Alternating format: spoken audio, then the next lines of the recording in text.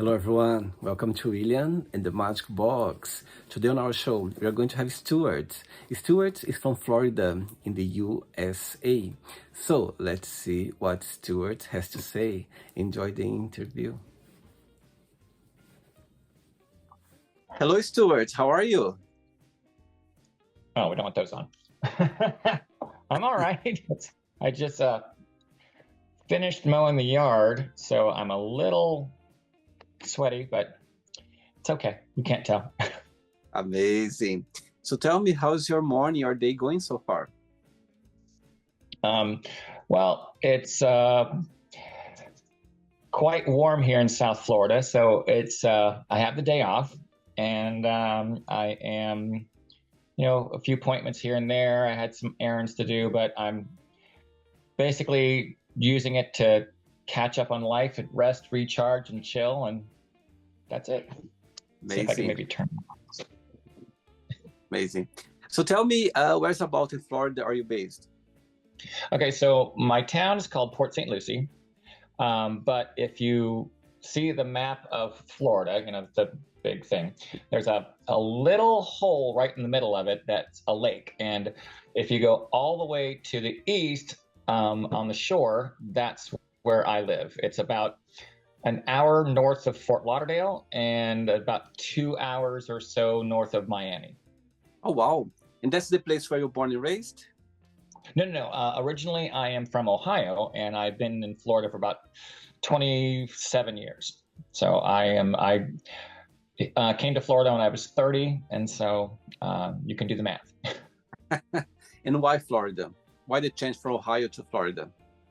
Well, much like all kinds of fools, I fell in love, and my husband of 27 years had come to Ohio on vacation to visit a friend of his, had moved there, who I actually didn't know that was a mutual friend of ours, and we hit it off. And after a long weekend together, he came back here, and then shortly after that, my life fell apart, and I came to Florida on vacation, and he was like, you're looking to start over again, so why not come somewhere where you have a support system? And at the time, it's a lot cheaper to live than decided to go to Chicago or New York or someplace bigger like that. So I went on blind faith, and here I am. Oh my God, it was the best vacation I ever had, yes? Well, in Florida, it's kind of like the vacation that never stops because it's always sunny and warm, and sometimes too warm. So all your family are back still in Ohio?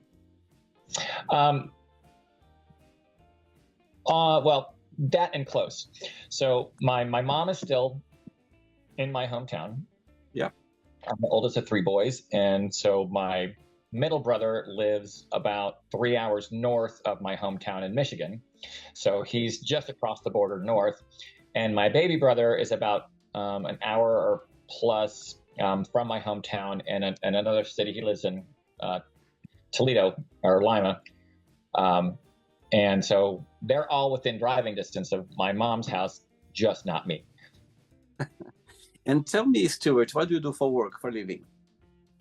Well, you're based in England, right? Yeah, in London. Yeah. Okay, in London. So I don't know if you ever heard of this company at all, but I work for the largest independent wine retailer in the United States called Total Wine and More. And so I've been with them I just started my 14th year. Okay. And they have, I think, if not already, 300 stores in about 18 states. So wow. They are, they're a pretty big heavy hitter. And so far, they seem to like me and I like them. And I don't see things changing anytime soon. So that's I've been there. I work in wine sales, and Cabernet is my specialty. And that's kind of where I have my focus at the moment, but I'm also the main instructor for classes that we teach, at least in my store. Every store is different, and I love it. It's always entertaining. It's a way to kind of make jokes and make people feel less intimidated about the world of wine, and it's can be quite scary when you walk into a store. I mean, most people walk into liquor stores and they're about the size of, and of some people's apartments. And this one, our store, I believe, is about 17,000 square feet, and it's a small store. Wow. Just as in reference, the two largest stores in the company are their flagship store that they started with it's just in Delaware, and the other one is in Las Vegas, and they're 50,000 square feet. It's like five of them together. It's insane. It's like walking into the biggest grocery store you could ever think of, but it's all wine and liquor and beer and such. So they have quite an inventory. They have a reputation nationally. I don't know how their reputation is internationally, but they don't seem to be going anywhere. So here's where I am. Wow. You said that you like them and they like you, but I think they're going to love you even more now after that description for the whole world right now. They're going to be like, wow, now they're going to love you even more. Okay, so during the interview, I'm going to explore a little bit more about your life and also about your point of views, okay? All right, let me just turn your volume up because that's a little quiet. All right, okay. What's going on? Amazing. Okay, Stuart, so before we start our journey within the Magic Box, I would like you to tell me something interesting about yourself, or maybe something that not many people know about you. Interesting things that not a lot of people know. Let's see. Well, this is going to be like, obviously for people who've never met me before, but couple of things. Like most people, when we're in our 20s and such, we all flounder around figuring out what we want to do with our lives. Initially, I went to college and my major was musical theater. So I'm theater trained and been on stage, and I toured professionally with a children's theater company for a year. So I've done that and done a lot of theater work here in Florida. Nothing paid, but it's all kept my interest there. But the one thing that a lot of people don't know is I actually went to culinary school for a year. Oh, wow. So at one point I wanted to be a chef because I love to bake. And so you wouldn't know it to look at me physically because I'm not a big person. I like to make things and give them to my friends. It's like, here, I made this lovely cake. Go eat it, please. I don't want it in my house. So I studied to be a chef at one point, and I have made a few connections through my theater work, and I've known two girls who were Miss America contestants. They were both Miss Ohio. Wow. And I have a direct connection, which you might have this. I went to college, and we were really good friends with both the guys who wrote the Witches of Eastwick musical that played in London's West End. Oh my God, amazing! So if you go by 8 Degrees of Separation, they wrote another show called The Fix that Sam Mendes directed, who directed American Beauty, which starred John Barrowman, who was on Doctor Who and Torchwood. So if you make the connections, I indirectly know John Barrowman, but not, it's like a bunch of connections that way. So I know him who knows that guy. So amazing. And I have other friends who've been on TV. So I have some people that I can go, hey, I know that person when they were back then. And hopefully somebody in the future will say that about me. Amazing. Wow, that's very interesting for sure. So I can see your vein, your connection with the theater, with the the theater words, for sure. There's some connection there. Amazing. Stuart, are you ready to go on a beautiful journey through your memories in life and share your point of views? Okay. I hope it's like, I hope I don't disappoint, and I hope it's nothing like no right or wrong. Just be yourself, okay? Welcome to Lillian and the Magic Box. So I've got my best friend.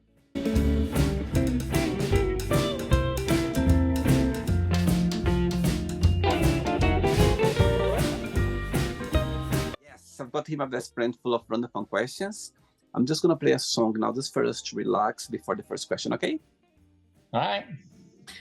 Let's do it.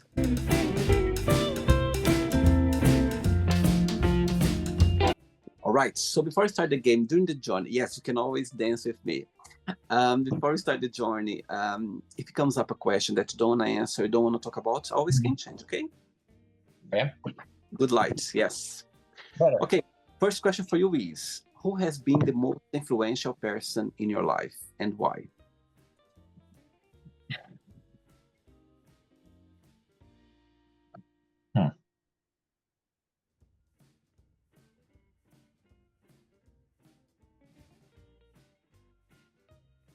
That's difficult because every person I've met, I always say that people drift in and out of your life for a reason, and every person builds upon the last one to make me who I am today. So, influential in my life most. I mean, I do credit my parents a lot for giving me. My hometown is very small. It has it's the county seat, so it's the head of the county, and it only has 3,000 people. Well, So it's quite small and quite quaint. I didn't at the time appreciate that kind of upbringing because I felt stifled as a young person who was very creative and needed that artistic outlet. There wasn't anything to do and how to get there.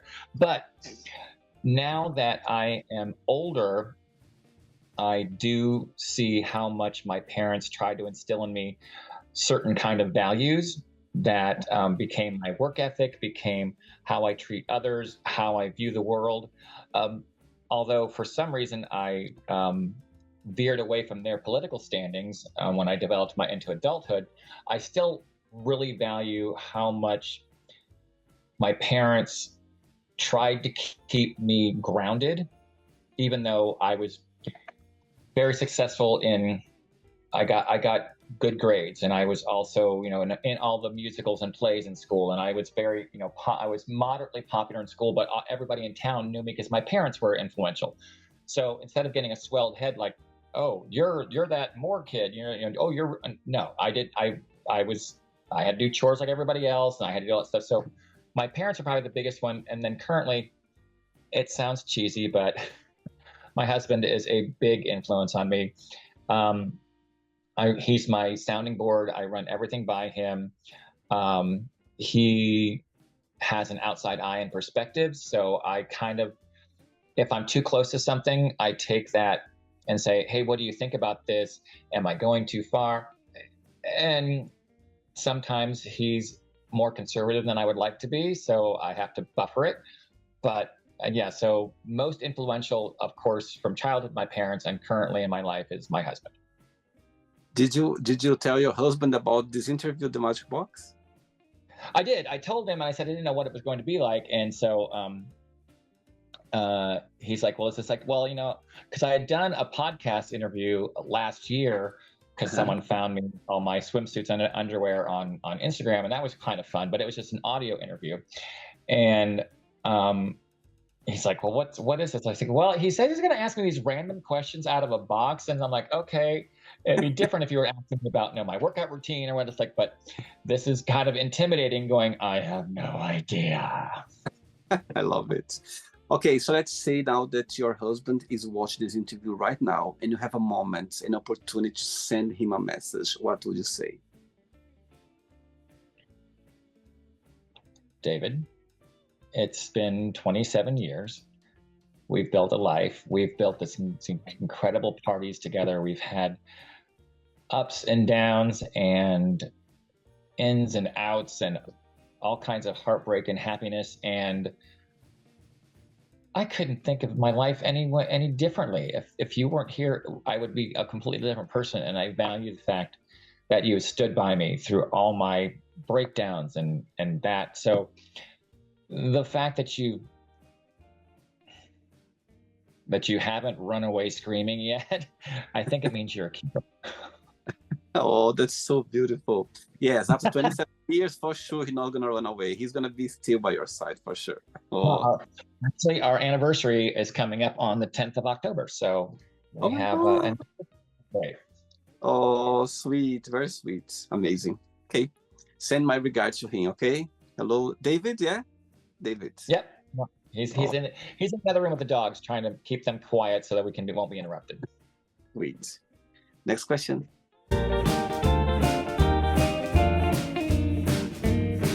Hey, Stuart. Next question for you is, where are you planning to go for your next vacation?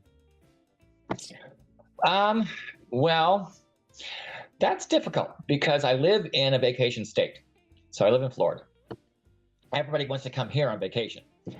Um, and unfortunately, with the way the world is now and financial issues come up, it's very expensive to kind of take the time away. Granted, I do get paid vacation with my work, so I do get, but a lot of my time I decide to take as staycations. So, but there is a little caveat right there. I am a movie junkie. I am like, we hosted an Academy Awards party for 20 years, and we did it awards night, and we made a huge, big thing in the backyard and all this stuff. So we made a big to do. So since I am an Oscar fan and a movie junkie, way back in the day, I worked at Blockbuster Video in its prime, and that was like my favorite job ever. So I have a big birthday coming up in a couple of years. I'll be turning 60 Wow. in a couple of years. So I told David that I wanted to go to the Academy Museum in Los Angeles for my 60th birthday. So Right. since we have that plan, we're already starting to make, savings for it, make ideas to kind of get things going and put a little money away here and there so that that can happen. And we can take like, a long weekend or a week in LA. We've been to LA before, but we did it for when we got married. We went out to California. So seeing the Academy Museum and actually being able to, not take it with me, but hold an Oscar and like would be like, I will probably start crying.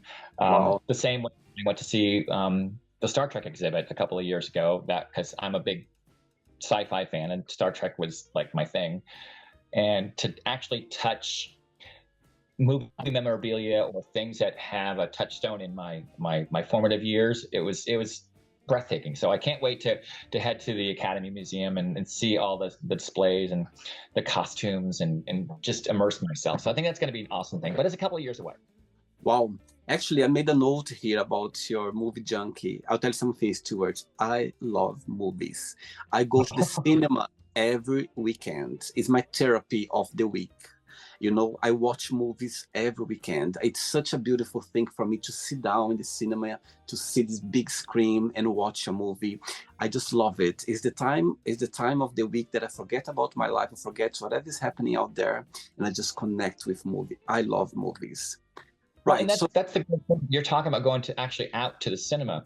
So many people post COVID got used to watching things yeah, at home or yeah, phones on books, and they just don't go like that. Don't be wrong. There's nothing wrong with seeing a movie at home. It's great. You can watch it on the streaming service.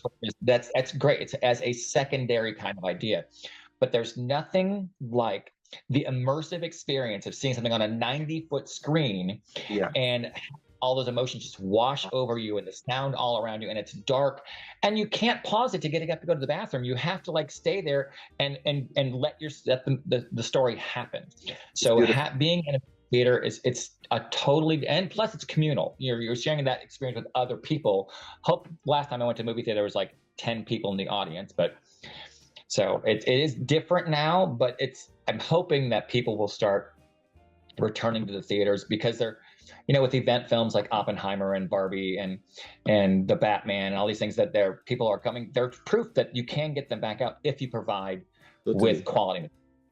So I'm glad Absolutely. you go. Glad you go. Totally. I have a membership card of one of the cinemas company here that I pay, monthly, like a fee, and I can go Right. anytime in the movie. So I had actually arrived in London in 2007, and that's the day when I signed up for this chain, and I've been with this company until now. So imagine, it's amazing to go. I love cinema. Anyway, Next question. Let's do it.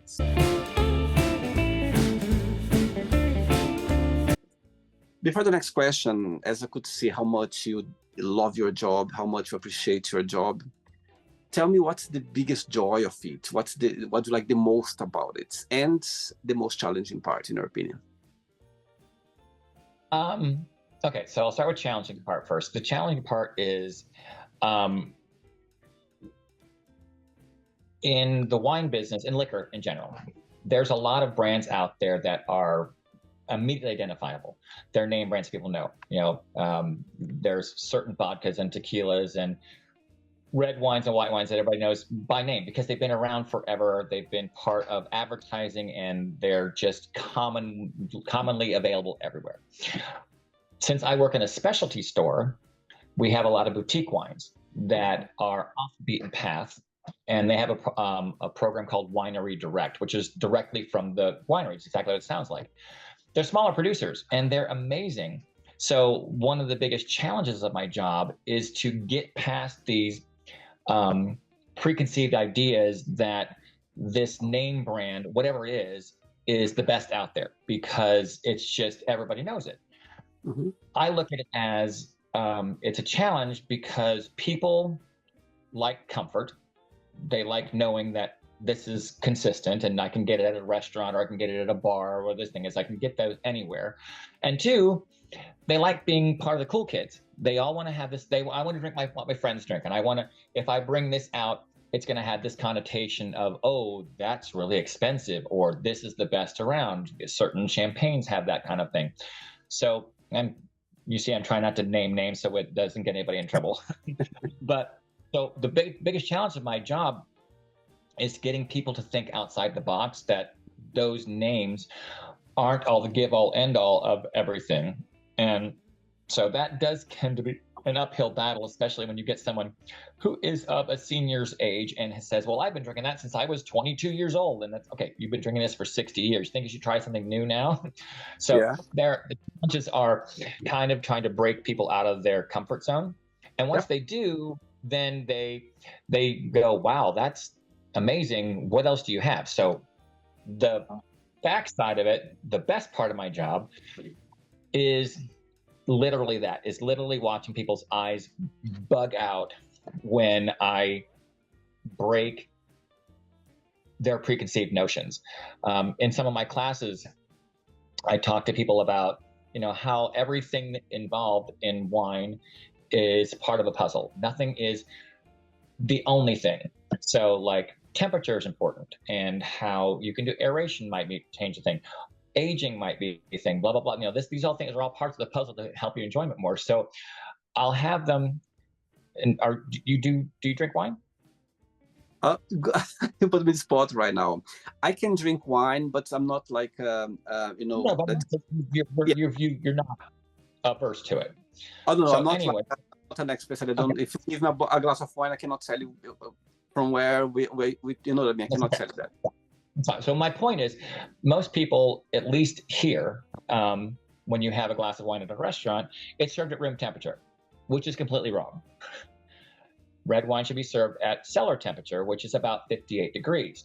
So when I'm teaching my classes and we're tasting wine and I'm telling them about, how this is important, they're like, no, I can't do anything. I'll literally take an ice cube out of my cooling bucket for the white wines and say, here, drop this in there, swirl it around, let it cool for a second, and now taste it. Dropping it to a cellar temperature, even with an ice cube for a few seconds, they'll be like,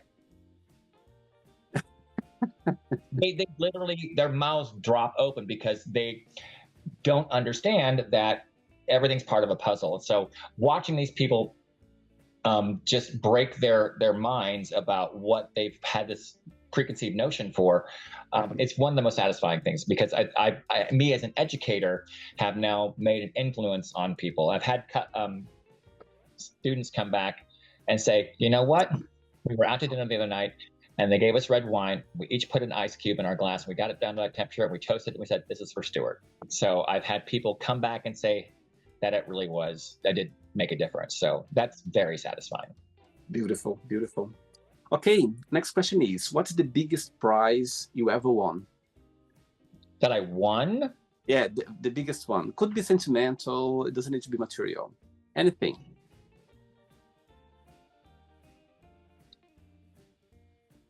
Oh, okay.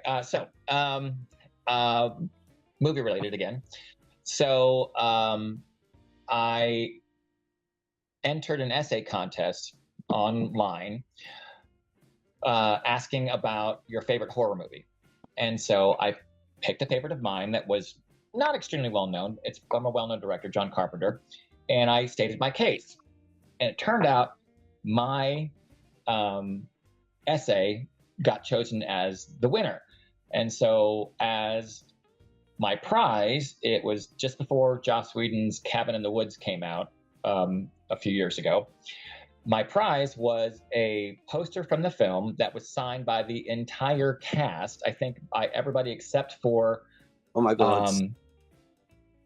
Chris Hemsworth didn't sign it, and I want to say that Joss Whedon signed it too, but everybody, the whole thing is signed. I got that. I got a T-shirt, and I got a making of book that came with it. So I got like all these things. That was really great. That was a fun one. And then that's probably my biggest win, because it was just unexpected that, you know, my writing and my passion for that film spoke to that reader and that judge, and I was like, oh, hey, I got some stuff, and it's really cool. So I have a light box in my house that I change posters for every so often, and it goes up around every Halloween. So it's there. Beautiful, beautiful. 3 questions left. Let's do it.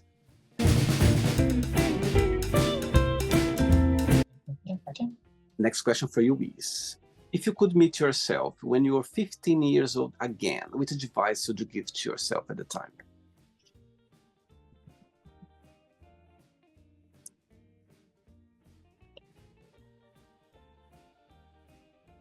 That's a very loaded question for pretty much every adult gay male who lived through the 80s and such. The world is a lot different now for up and coming gay youth. And coming from a very, very small town, I lived in fear constantly. I knew I was different. I got teased a lot, and I was afraid of coming out. I couldn't at 16, 17. I did at 19 when I went to college, when I was in a bigger town and I had more access to support. But if I could go back and talk to my 15-year-old self at that time, I would probably tell him to just be brave. Just this is temporary. It's gonna get better. You're gonna thrive. You're gonna survive. And you will find love. You will find heartache. You're going to meet people. You're going to lose them. But you're going to come out on top. When you're 15 years old and all you feel is oppression, it can be soul crushing. And how I made it through 15, 19, 25, if I didn't have the friends and support that I had, and, you know, my parents didn't know what to do with me, and this is not their fault because they were a product of their generation. I was, as I've heard in another movie, I was a giraffe being raised on a pig farm. You know, so I was out of the ordinary for what they expected their firstborn son to be like. And I felt a lot of pressure to set the example for my younger brothers, but I was constantly in fear of being discovered, of saying the wrong thing, of having a gaze linger too long and have it misinterpreted. So it limited a lot of my social interactions and maybe stunted my maturity level for a point. But if I could talk to 15-year-old Stuart, you know, I'd be like, tough it out, because you're going to come out stronger. And if I could stand beside him, I'd be, look at me. I'm you, 40, 3 years in the future. I'm thriving and happy most of the time. So, but yeah, just stick it out and you'll be fine.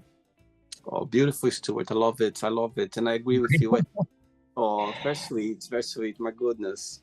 I think these tears means a lot because, as you said before, I think all of us, it doesn't matter how you've been raised, doesn't matter where you come from.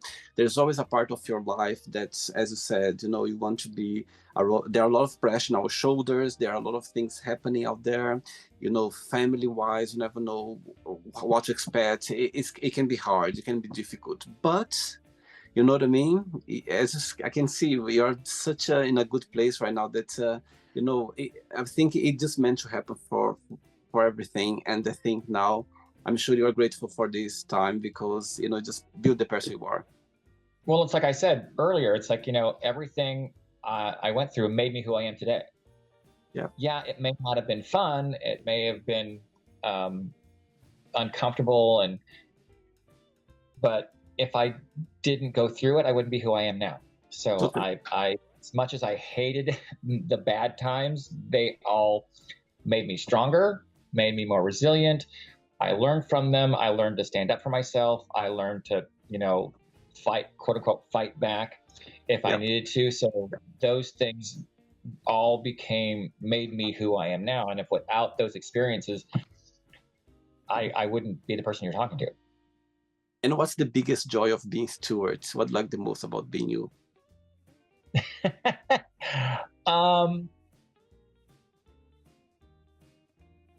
Right now, I think I'm still finding out because at my almost 58 years old, I've really dove into my physical fitness.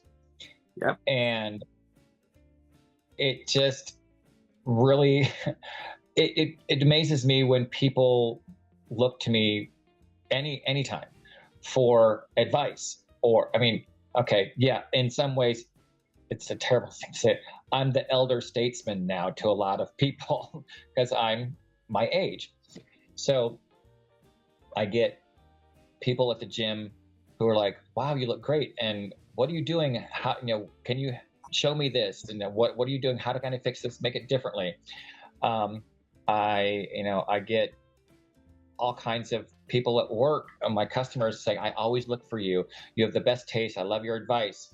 My theater work, I've been acting, I've been directing, I've been choreographing, I've been doing publicity, making, videos for the theater company. So I get artistically that way. And when I get asked my opinion on things, I'm like, I'm nobody, I'm just this giant goofball. So the biggest joy about being me is being constantly surprised that people want and or value my opinion. So I'm still getting used to it. It's very strange. And I guess it all comes with the territory. Beautiful. And it's genuine. It's you. You know what I mean? People can spot it. You know what I mean? And now you can tell me, oh, I don't think I fit your show. I don't think you fit very well. I've got a lot of stories I'm so glad we are doing this interview because, talking to you now, it's just amazing to get your energy. Amazing. Just being me. Amazing. 2 questions left. Let's do it. Next question for you is, what is something you wish you could do every single day?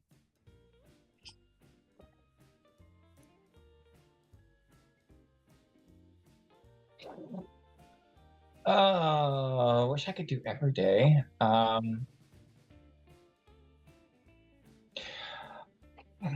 This is gonna sound kind of stupid, but I actually wish I had more time to read. I agree with you. I wish as well. When I was younger, I was an avid reader.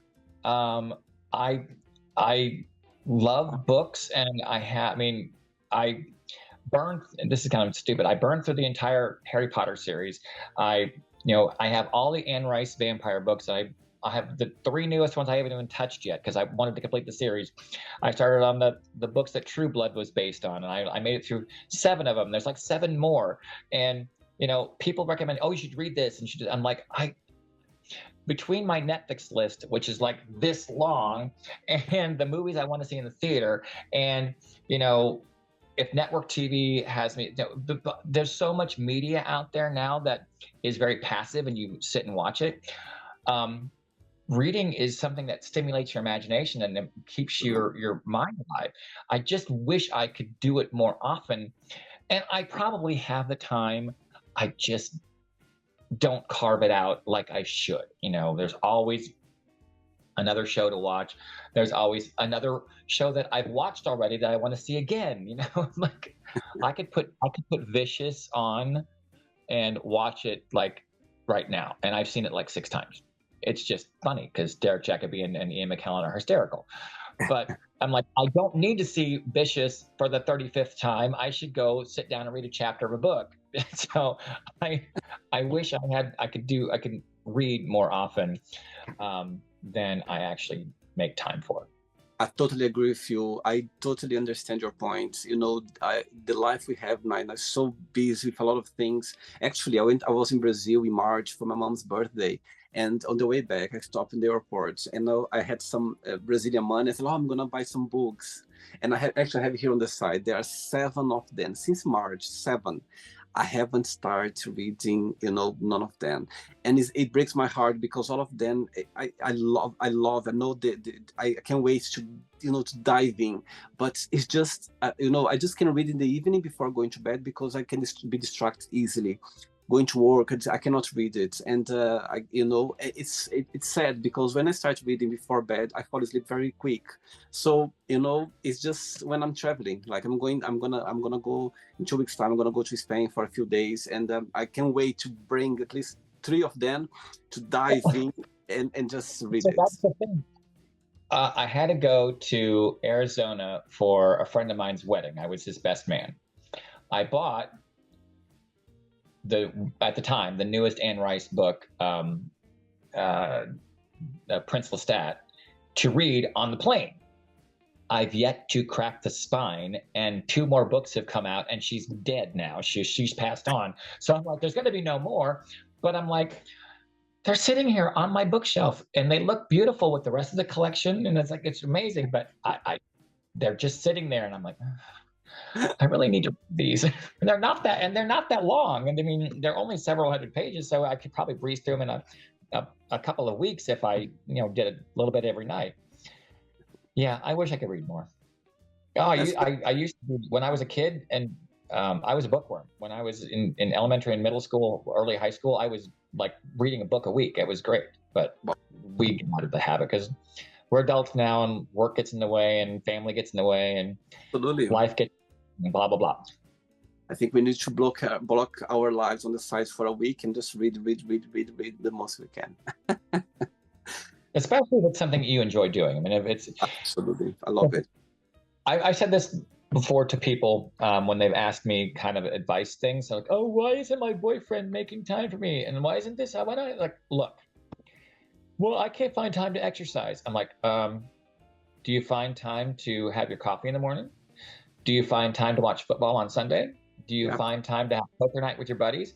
If it's important enough to you, you will find the time somewhere. So unless you make it an importance, you can always push it to the side. So anything that's important to anybody, they will find the time and they will make the time to make it happen. So I will just have to make the time to make it happen. Last question, ready? Okay. Let's do it. Last one.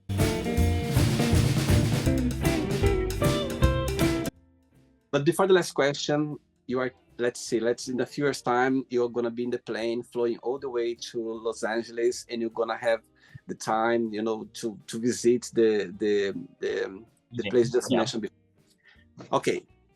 In this plane, you can take just one movie to watch, just one movie that you can watch in this trip. You're gonna have a nice meal as well in this plane, and you're gonna have just a wine, just one bottle of wine you can bring to have this meal, and you can choose any any actress or actor to be waiting for you over there in the academy to say hello, to meet in person. So tell me the three things. Which movie you would watch during this trip? Which bottle of wine you take for your Meal. special meal? And also which actress will be waiting for you to show you around the academy? Wow. Tell me. Okay.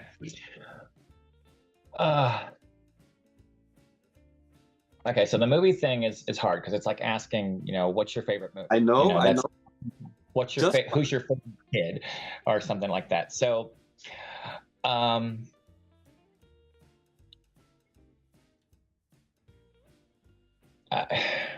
it's cheesy, can't help it, but so my second one. Okay, so my backup favorite would be the original Star Wars from Okay. 1970s, because that's my backup. That is, I don't know if you can see this, but it's not in here. Sorry. Anyway, I actually have an original 1977 movie poster that I bought when I was a kid. That's framed and it's in my media room, and that's my pride and joy. So Star Wars is the movie that made me a movie junkie. Okay. But Take on the Plane, my absolute favorite movie. I can watch this movie any time of the year. I can put on the last 15 minutes and it will make me cry. And it's completely affecting. Would have to be Frank Capra's It's a Wonderful Life with Jimmy Stewart. It's kind of a Christmas movie, but it is life affirming. It makes you re-look at the parts of your life that you thought were bad that has made you who you are. Kind of like I was saying, how everybody, made me who I am now. Yeah. And his last line, to my big brother George, the richest man in town.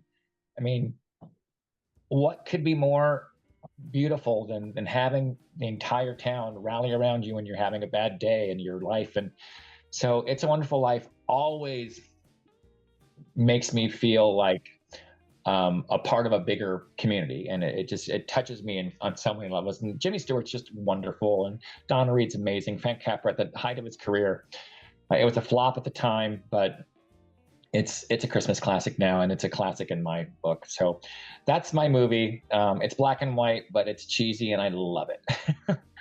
So for a bottle of wine, I'm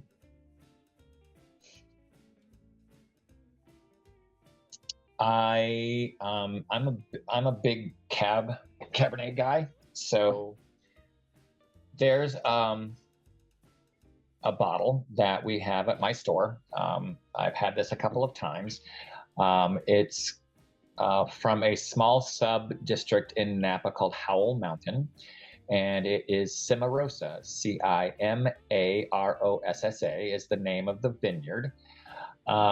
The first time I had it, it is so big and powerful. I had a 1 pound New York strip steak stuffed with blue cheese because it needed that kind of rich, fatty, meaty, drippy juices to go with it. It was a powerhouse bottle.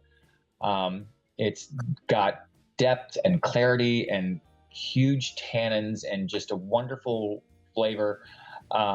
It is probably one of the best bottles I've had that's only moderately priced. It's $100 here, or at the time. I don't know if that still say that way when, how many times people see this.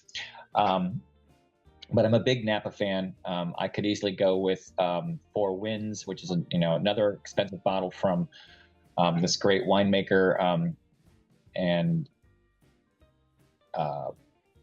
Thomas Rivers Brown. But that one was the first bottle I had that was just knocked my socks off. So I was like, okay, I'll pick that one. It's because it stuck with me for so long. As for who I would want to meet at the Academy, I cannot think of anyone who would tickle my fancy more. And okay, I'm gonna have to have my regular backup. My first thought is say Steven Spielberg, because Spielberg is amazing, and he's so talented, and he's so down to earth, and he seems to be like a guy that you could just like sit and talk to for a while. Yep. but I'm going to make him my second choice because I really want to meet Patrick Stewart. Okay. Wow. It's so weird, but even with Star Trek: The Next Generation, he has such charisma and an incredibly commanding voice. I thought he was the sexiest man on TV during that time. I was like, I know he has like very little hair, but I could listen to him read the phone book, and I'd be like, can you just talk to me for a while? He's got a wonderful voice, um, and I feel like his friendship with Ian McKellen has made him, a really like down to earth, cool guy. I mean, he's getting up there in age, but still, he has so much experience and so much life to talk about. Everything from Excalibur, all through all the Star Trek movies and Christmas Carol, and that he's just like seems like a cool cat. He'd be so much fun. Of course, Amazing. if I was just going. Of course, if I was just going for the lust factor, I'd say Stuart Reardon, but he's not going to come to LA for that. Amazing. Last question. Let's do it. What's your idea of a perfect day?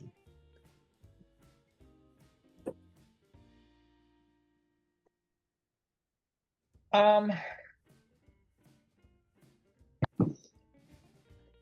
don't know if there is such a thing as a perfect day, because I pre getting married, my perfect day I'd actually experienced. I saw 5 movies in a row in the cinema by myself.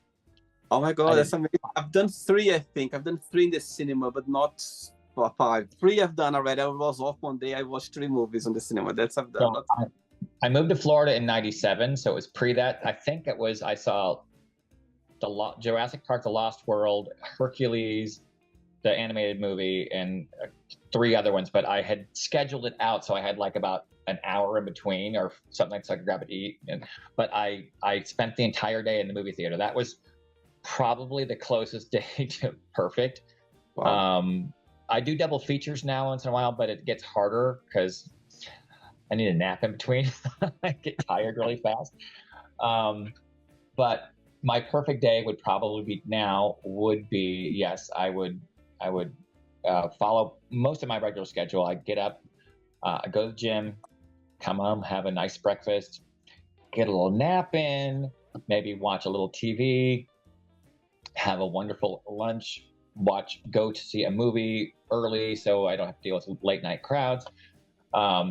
A night out to a nicer place for dinner with my honey, and home for maybe a little bit of nightcap and some time with my dogs. So I live most of it already because I'm in a vacation spot, and I get up and I go to the gym, and I have my breakfast and I have my lunch, and but there's that thing called work that gets in the way, the thing that pay the bills.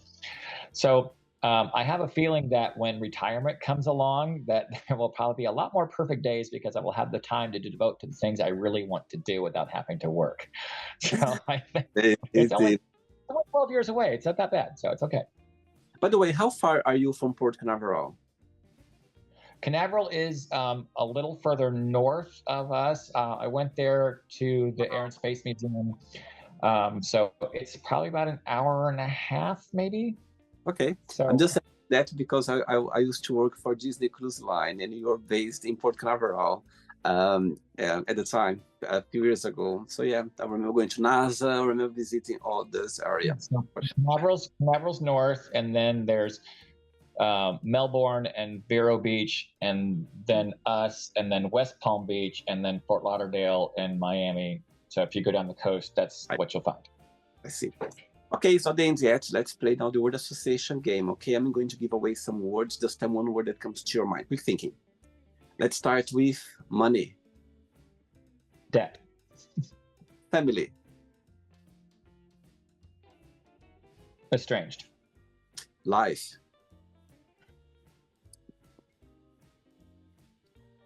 Oh, difficult. Okay. Fear. Constant. Love. David. Religion. Overrated. Sex. I'm sorry? Sex. Thanks or sex? Sex. S-E-X. Sex. Yeah. Yeah. Sex. Messy. Okay. Politics. Divisive. Okay. Friendship. Treasured. Desire.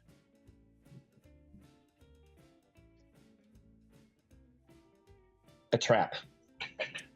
I like that, actually. I like that. Success. Attainable. Wish.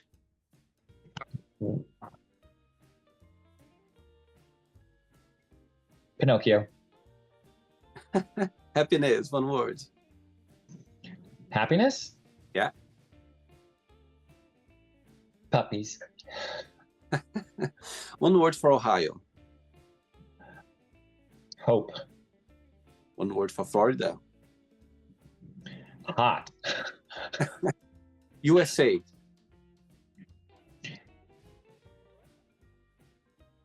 Repairable. And the last two are now. One word for red wine, one word for white wine. Red wine first, one word. Addictive. White wine. Seductive. Like that. Let's pretend now I'm going to meet David for a coffee. Yeah, your partner, your husband, and I'm going to ask him. Define Stuart in one positive word and one negative word only. What he would say. Positive word would probably be lovable. Okay. He always says I have a big heart. And negative? Frustrating.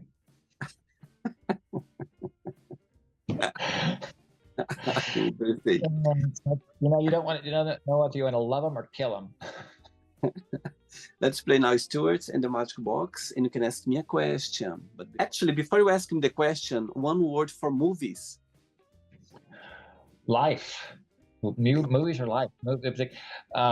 There's a line from a movie called Grand Canyon, and Steve Martin says that everything I need to know I learned from movies. It's like you can go to a movie and you can find yourself, you can discover other parts of yourself, you can discover other people, you can live out someone else's life that you didn't even know that you had you could identify with. You could see someone growing up poor and becoming successful. You can see someone's downfall, and every single part of it is just riveting and sometimes really hysterical, because they make some good comedies too. I don't just watch depressing movies. Absolutely. The last movie I watched the cinema last weekend, I went to see Lee with Kate Winslet. I don't know if you saw it. Lee is a photographer. She was based in Germany during the World War. So she was yeah, Lee. I loved it. Okay, Stuart, you can ask me a question now. Okay, so questions for Willie. Let's see.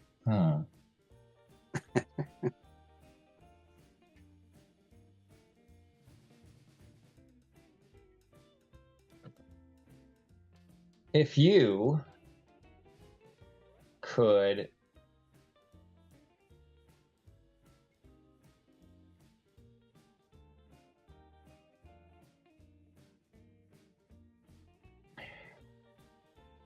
all right, this is probably something you've asked other people. So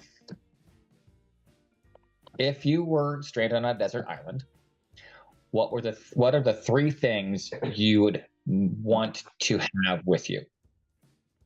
Wow. Okay. The first thing would be a book, of course. A book. I need a book with me. The second part would be something that's something that I could listen to music. You know what I mean? I don't need to have access to anything, but I could have access to music that I could listen to it. Yeah. And the third thing, I would take a stranger with me. A completely stranger, someone that I never met before, someone that, I would like to connect with. And, during this time, I'll be there. could become my best friend, could become my lover, or a love, could become anything.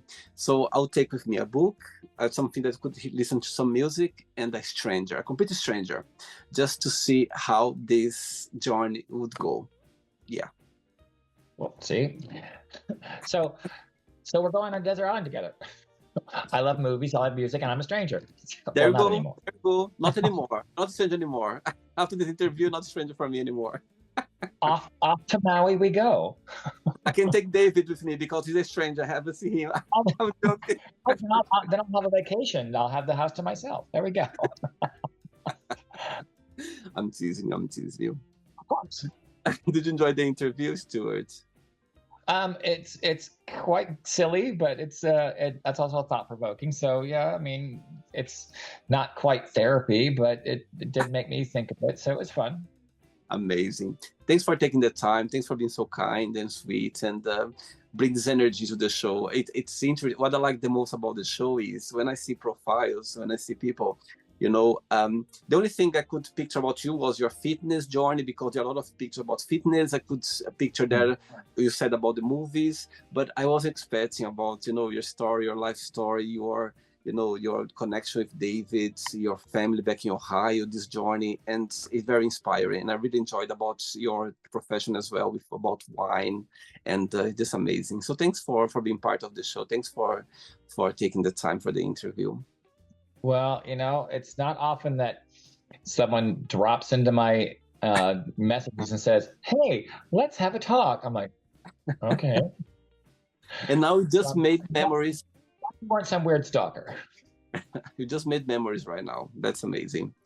Before you go, if you can share a positive message or anything that you live by. So it's almost cheesy, is that I believe in a better world that we all look out for each other. And that's one of the things I got from my Star Trek outlook of the world. Gene Roddenberry was a big influence on my life, and how he envisioned the future of us not having a reliance on greed or the acquisition of money, and working all together for a common better good. So if I could impart one thing on the world or anybody who's watching this, it'd be like, we're all on this planet together. It's the only planet we have, and we're all in it together. And if we don't all get off our high horses and realize that it's just imaginary lines between countries, it's just imaginary lines of credit, it doesn't exist. If we don't take care of each other and kind of make sure that we all know that the person next door is just as important as the person who lives 3,000 miles away, we're never going to survive. The divisiveness that's in the world, in the countries, it's all over silly things of, these arguments have been around for centuries. They're not going to be resolved in some kind of war or people, resorting to violence. Violence should be the last thing ever. So if we don't take care of each other and look out for the betterment of the world and society, that's what I want. I want that Star Trek world where we abandon the acquisition of things and look out for each other. So if y'all can do that for me before I go, or even after, that'd be awesome. Oh, sweet. Absolutely. We are all in the same boat, going to the same, journey. So there is no way for us to look better where we are right now, for sure. Thanks again. Regards to David, to your friends and family, and you keep in touch. It was a pleasure having you on the show, okay? Thank you. All right. Thank you. Take care. All right. Thanks. Take care. Bye. Take care. Bye. So, did you like the show? Don't forget to give a like, to share it, and also don't forget to subscribe to the channel. And if you'd like to be part of the show as well, first, subscribe to our channel, and after that, just go to our website, www.williamandthemagicbox.com, and send us a request saying why you'd like to be part of the show. And I see you there. Bye bye. See you next time.